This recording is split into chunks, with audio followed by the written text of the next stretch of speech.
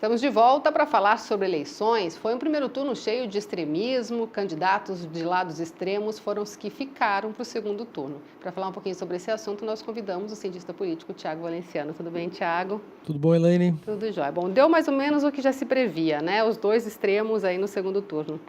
Assim, Elaine, isso na verdade, é um fenômeno global, né? Interessante, a gente comentava um pouco ontem, durante a transmissão aqui ao vivo das eleições, de que nós poderíamos ter esse fenômeno aí de dois opostos chegando no segundo turno. Pela primeira vez desde 1994, quando o PSDB chegou ao poder, é a primeira vez que ele não vai para o segundo turno.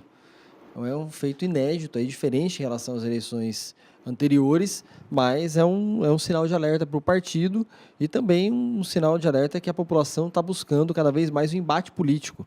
Toda essa disputa que a gente encontra nas redes sociais, esse monte de textão, essa enxurrada de fake news, essa disputa de partidários, está refletindo também nas urnas. Era uma coisa que não acontecia muito. As pessoas brigavam por si só pela vontade de brigar mesmo, né? Até ontem passaram aquela piadinha no WhatsApp, né? De que ontem era o último dia para brigar por causa de política no grupo da família.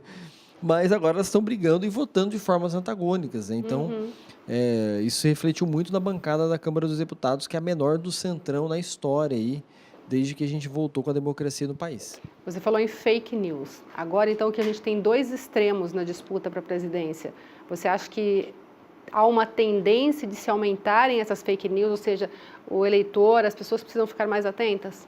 A atenção sim, mas a tendência eu creio que deve se manter aí nas eleições até o dia 28 de outubro. Nós vamos passar aí por 3 semanas de muita tensão. Muita tensão, muita disputa online, no WhatsApp, muitas correntes. Hoje eu recebi várias. Então a gente vai ter um segundo turno aí bem acirrado e vai ser quase que uma disputa de guerra aí nesse segundo turno. Então vamos ter que ficar mais atento, tentar verificar a credibilidade das notícias. E o mais importante, que é a dica que eu deixo, é que a gente tende a acreditar naquilo que a gente quer, né? É engraçado isso, o ser humano ele quer acreditar naquilo que lhe convém. E nem sempre o que lhe convém é a verdade, ou nem sempre o que lhe convém vai lhe trazer o melhor resultado sobre determinado assunto.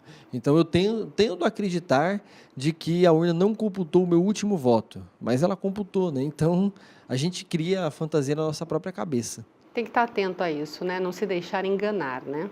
Assim, ontem o desembargador regional eleitoral aqui do Paraná comentava na televisão justamente isso, de que uma eleitora reclamou indignada de que ela fez o voto dela completo e chegou no último voto, de repente a urna sumiu e parou. Aí ele foi lá e conferiu todos os votos para todos os cargos e batia a votação. Então, quer dizer, de fato, os votos sim foram computados, mas a pessoa fica com tudo essa carga de informação na cabeça de que parece que ela chega lá e dá uma pane no sistema na hora e ela enxerga aquilo que ela tende a acreditar, aquilo que ela quer que seja verdade. E aí acaba refletindo nessa espécie de terrorismo online que a gente viveu ontem até às 5 da tarde. Você acredita que agora, com o passar dos dias, principalmente durante essa semana, quando se fecham aí coligações e apoios, né, de outros partidos que acabaram ficando para trás, há uma tendência dessa briga aumentar, por exemplo, mas fulano está apoiando um, fulano está apoiando o outro. Você acha que isso pode, de alguma forma,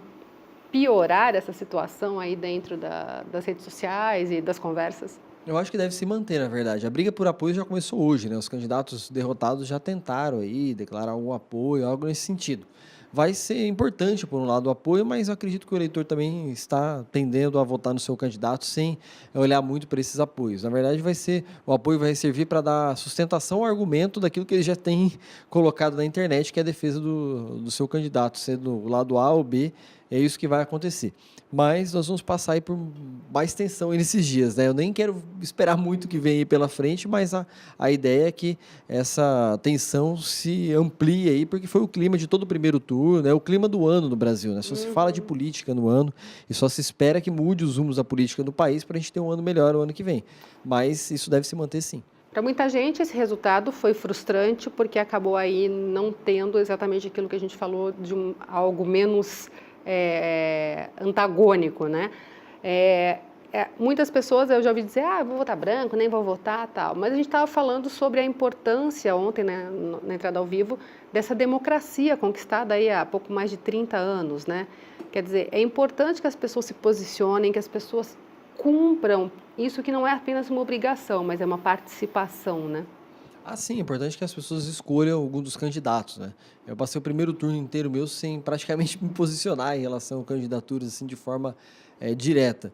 E foi bom porque foi um exercício, assim, para eu não arrumar confusão esse ano nas eleições. Só que eu até comentava fora do ar que eu fiquei o primeiro turno inteirinho tentando combater essas notícias falsas, principalmente em relação ao sistema eleitoral brasileiro, que é um pouco complexo de verdade. Mas a gente vai passar por esse segundo turno aí sim, dessa continuidade de disputa e de um clima muito terrível. Imagino que a gente vai ter dificuldades aí de convívios, relacionamentos, amizades. A gente vai acabar sim passando por esse momento de polarização. O Congresso reflete isso para os próximos 4 anos. Pode ser algo que tenha algum efeito prático nas eleições municipais daqui a 2 anos. Então é um pouco do clima do momento que se espalhou pela Europa, passou pelos Estados Unidos, a eleição do Trump, e está chegando agora aqui no Brasil também. A palavra que fica, talvez, para quem está numa defesa muito ferrenha é o respeito, né, Tiago? Porque, assim, ok defender, ok colocar seu ponto de vista, mas respeitar o ponto de vista do outro é muito importante, né? Assim, a gente tenta descaracterizar o outro por conta de ele não pensar da mesma forma do que eu. As pessoas acham que fazer política e conviver na democracia é achar que o outro tem que pensar da mesma forma que eu, seja na base do livro, seja na base da bala. Não é nem uma coisa nem outra. Na verdade, a gente tem que colocar o nosso ponto de vista e respeitar e discutir de maneira civilizada com a outra pessoa ou tentar convencê-la com argumentos convincentes, né? Não produzindo notícias falsas, não achando que o outro candidato ou o meu candidato é melhor somente por pouquíssimos fatores, mas sim na base do convencimento. Na política, é a arte de convencer o outro a pensar da sua forma. Então, se você achar que vai convencer o outro a pensar da sua forma, achando que você tem a forma verdadeira do mundo, não vai chegar a resultado nenhum, né? É preciso aceitar as diferenças, tolerar as diferenças, né? É a dificuldade da democracia no Brasil, né? Ela precisa melhorar bastante, que é um regime que exige aceitar os resultados eleitorais, principalmente, conviver com as diferenças e respeitar a opinião alheia. Até porque quem for eleito vai governar todo mundo, né? Quem votou e quem não votou nessa pessoa, né? Exatamente, e pode acontecer e deve acontecer o fenômeno da eleição passada de que o eleito tem menos votos do que o segundo colocado e menos votos dos que não foram votar. Então, quer dizer, pode ser que o presidente do Brasil seja eleito por uma parcela menor do que a maioria dos brasileiros. É bem provável que isso aconteça no segundo turno também. E por isso que é importante a gente ratificar aí a valorização do voto, né? De não se abster, de não ir lá votar, enfim, de manter o seu título de eleitor em dia. Porque aí depois você vai ser literalmente governado por aquele que você não escolheu.